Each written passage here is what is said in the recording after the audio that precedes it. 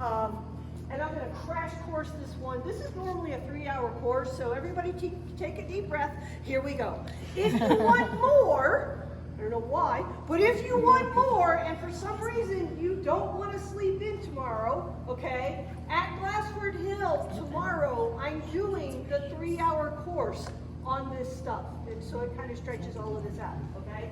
So, in an optimal world, each of these is a genetic. This is the short version of, is it genes, is it genetic, or is it environment? Short version, it's both, okay? And they are so twisted and complexly interwoven with each other, that's like a 30-minute presentation in and of itself. So just trust me on this one, okay? So I come out of the chute, and I'm coming out of the chute into the world of haves, or I'm coming out of the chute into the world of optimal parenting. For the first time in psychology, we actually have a measurable number, right? My brother, the biologist, is always like, psychology's not a real subject, it's not a real science because you guys can't measure anything because there aren't any real numbers. Ha! We got a real number. Here's the definition of optimal parenting. 85% of the time, 85% of the time, my big people accurately read, interpret, and respond to my needs from 0 to 25 years, that is, okay? 85% of the time, the adults or the big people, the parenting team, is accurately reading, interpreting, and responding to my needs, right? So if I'm an infant and my tummy is empty, and let's say I was literally born yesterday, okay, there's this intense sensation in my tummy, and I don't know what it is, but I don't like it, and my brain seems to know kind of what it is, and it definitely doesn't like it. And so in a matter of seconds, there is this intense pain in my tummy, and then some idiot is screaming, right? And so I'm upset because there's an intense pain in my tummy, and some moron is out there screaming and crying and carrying on. Me, right? Because my brain says, you have intense pain in your tummy, and you're this big, and you were just born yesterday, you cry to get that need met, okay? So I'm screaming, and I'm crying, and I'm scaring myself because of the loud noise, and I don't even get that I'm the one doing it. And I had this intense pain in my tummy, and then my big person comes, and he or she picks me up, holds me skin to skin, either gets me to suckle on a breast, or puts a warmed up bottle in my mouth, okay? And in seconds, as the fluid gets in, but even before the fluid gets in, the big person scooping me up and holding me close, the warmth replicates, gets me closer to the warmth in the womb, which just yesterday was my paradise, okay? And there's that thumpy noise right around here. And for 10 cool months, when I had my own personal pool, unless I'm a twin, right? There is that thumpy noise in the background that was like, you can't really dance to it, but it's got a cool beat, right? And that thumpy noise, because it was a pattern, repetitive movement, and it permeated my entire existence in my own little private pool in there, hearing that pattern, repetitive, thumpy noise sends a signal to my brain of a time when I was calm and regulated and safe and warm and perfectly fed without even having to ask for it. No wonder we all want to go back in, right? Okay, the big person picks me up, they hold me close. The big people are going to have to do this, not just with feeding, but eventually I'm going to have to make a deposit on the southern end, right? And I'm going to cry, and I'm going to need my big person to come and take care of that situation as well, right?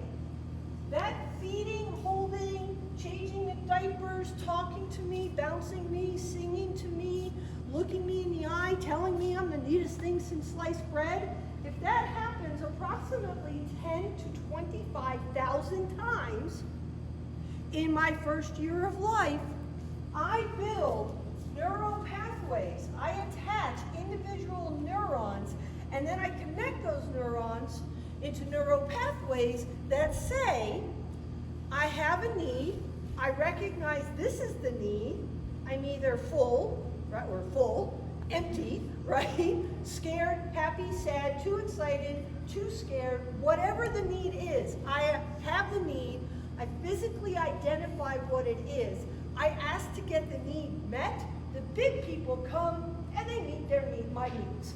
This is spiffy, okay? If that happens 85% of the time, that the big people come and they don't act like Aunt Beppy, okay? Aunt Beth does this.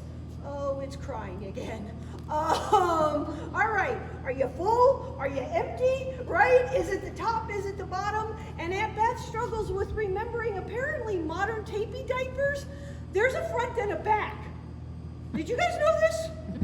Okay, it had been a while since I changed diapers. The last time I did it, it was cloth diapers. There's no front and back. You just try to not impale the child with the pin, right? So, change my nephew's diapers. Well, at this point he's about 1.5 to 2. He comes out and the first thing a little bugger does when mom and dad walk through the door is throw me under the bus. Look, Aunt Beppy doesn't know how to change diapers. This is on backwards. I'm like, oh. Okay, so other than Aunt Beth changing the diapers, every time the grown-up does that, or at least 85% of the time, I build these amazing optimal neural pathways in my brain, okay, for every system. What the red indicates in this particular child's brain is the last 2 years that the world has been experiencing. And this is a child that was born into a world of optimal parenting, okay? If you were born into the world and you were one of the have-nots that Dr. Bruce Perry identifies, you're born in, and here's the thing, nobody can be born and have absolutely red. Otherwise, that's a deceased child. But if I cry to get my needs met and my big person turns around and yells and screams at me, enough, I've already fed you. Or would you please just wait a minute? I'm waiting for the bottle to get ready. Then I'm getting my need met, but it's coming with an emotional price. That sends the message to me, I have a need, I ask to get that need met, how I'm programmed, okay? I get it met, but there's a bitterness to it. And that bitterness will later translate to, when I ask to get my needs met, there's something wrong with me. I'm being demanding, I'm being pushy, I'm unlovable, I'm unworthy. I'm a pain in my parents' or my big people's side. And so that's going to translate into multiple different ways that I don't have time to crash into right now.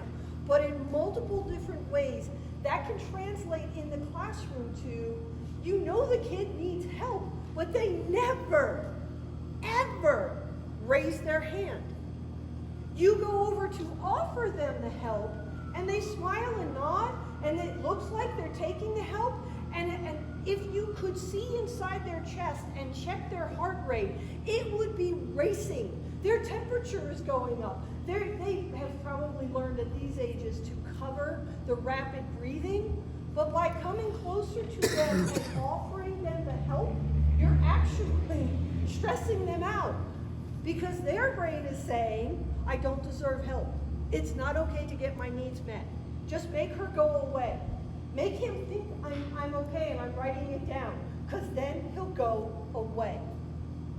That's just one of the many interpretations, that when I ask to get a need met and the big people come, but they attach some sort of penalty to it, later in life we're going to see these and many other levels of difficulties in behavior and interaction, and the ability to trust adults, and the ability to work with specifically teachers. Because as educators, you guys are the closest thing to parents, and that these kids have now, okay, for 40 hours of their week, roughly. By the time, do you guys do all-day kindergarten? Okay, so all-day kindergarten and up, we roughly have the kids, the equal amount of time that their parents have them at home. But we have them awake, whereas their parents have, hopefully, 8 to 10 hours of chunks of time when they're asleep. So it's roughly 40 to 45 hours that parents have their children. We have them the rest of the time. And if their model has been, the big person comes and they offer support, but it comes with a price. They offer to meet my needs. They keep me alive because there's just enough food, there's just enough heat, there's just enough air conditioning, clothing, etc. And I might get smacked upside the head or beaten, but at least they didn't kill me, right? Then all of that translates into disruptive behaviors because I have needs that are unmet, or I'm trying to ask you for them to get I'm trying to get you to meet my needs because I'm dependent on you because I'm still a kid and you're the bigs, right? But what I've been taught about how to ask, who to ask, how to persist or not persist, and equally important, who to avoid asking and how to avoid asking is going to depend on whether I'm coming from the world of the Timmy experience or the Tammy experience, okay? The Timmy experience shorthand is a lot of yelling, a lot of screaming, a lot of demanding. The household has rarely, if ever, heard, much less can spell and use, please, thank you, you're the bestest, would you mind passing? It's take, snatch, grab. There's not enough for everybody, so it's a free-for-all. So you take and snatch and grab what you can. You, kid, go get this. Go get me a beer out of the fridge. Kid goes and gets the beer out of the fridge. There's no thank you. There's no I appreciate it. It's just do this because I'm the adult and you are a quasi-servant in this household. Okay? So, this child is going to grow with this kind of neural pathway, it's predictable neural pathway tracking. And this child just went through, this as well for the last 2 years, okay? Yes? You know, when you're talking, what comes to my mind is when you're saying, as humans, we are programmed to cry because we can't survive without it. So as babies, what we are expressing is a survival need, and we are programmed to do that. Yeah. Is that our need to survive? So what comes to mind too is, so I have to do this in order to survive, but then when my needs aren't met, the anxiety must be going, shooting through the roof. So I think some of it, what we see with our kids too, that are misbehaving, is not only that they are misprogrammed, but also this incredible anxiety that could get triggered by a very little thing that we don't even know about. Absolutely. What triggers the kids. Yes. And a lot of that misbehavior, to me, seems to be underneath all of it would be anxiety. Yes, and very much so, because anxiety is fear, okay? Real fear is there's a clear and present object that presents a danger to me. So I step off the sidewalk, the bus comes, I'm gonna get squished by it like a bug, right? So that's fear. There is a clear and present threat object that is going to get me, okay? Worry is, yesterday I stepped off over here, and so now I'm like, right? Is it still there? And I check left and right and try to figure it out. Anxiety is something is presenting a threat to me somewhere in the universe, okay? And 9 times out of 10, it's back before I ever even acquired language. And so it's this program that was never named that is floating around in my existence, in my head and in my body. And things trigger it, but I have no idea what it is. I have no idea what the triggers are. It just happens, and when I do acquire language,